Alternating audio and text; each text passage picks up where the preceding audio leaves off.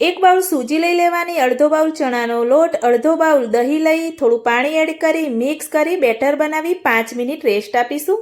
5 minute પછી આપણે મસાલા કરીશું। 1 બાઉલ ભરી છીણેલી દૂધી, આદુ લસણ મરચાંની પેસ્ટ, હળદર પાવડર, મીઠું, થોડી ખાંડ અને ધાણા જીરું પાવડર એડ કરી મિશ્રણ આપણું રેડી થઈ ગયું અને 5 મિનિટ ફરીથી રેસ્ટ આપીશું। હવે સ્ટફિંગ બનાવીશું।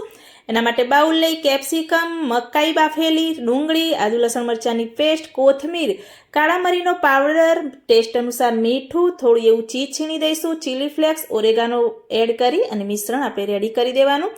મિશ્રણને સાઈડમાં રાખી દઈશું। હવે આપણે જે બેટર રેડી કર્યું હતું એમાં ઈનો એડ કરી સરસ એવું મિક્સ કરી અને બેટરને રેડી કરી હવે આપણે હાંડવો ઉતારીશું। તેલ એડ કરી રાઈ, સફેદ તલ એડ કરી આ રીતે મિશ્રણ એડ કરી હાંડવો બનાવી દેવાનો। આ રીતે ફરીથી એને ઉલટાવી અને નીચે થવા દઈશું અને સરસ એવો હાંડવો આપણો બનીને રેડી થયો। એને પ્લેટમાં લઈ ફરી બીજો હાંડવો આપણે બનાવી દઈશું। એ જ હાંડવો બનાવેલો હોય એના ઉપર સ્ટફિંગ એડ કરી બીજો હાંડવો છે એ ઉપર એડ કરી દઈશું અને બંને બાજુ સરસ એવું ક્રિસ્પી એવું શેકી અને આપણે રેડી કરીશું। ફૂલ રેસીપી અર્ચનાની વાનગી યુટ્યુબમાં તમને જોવા મળી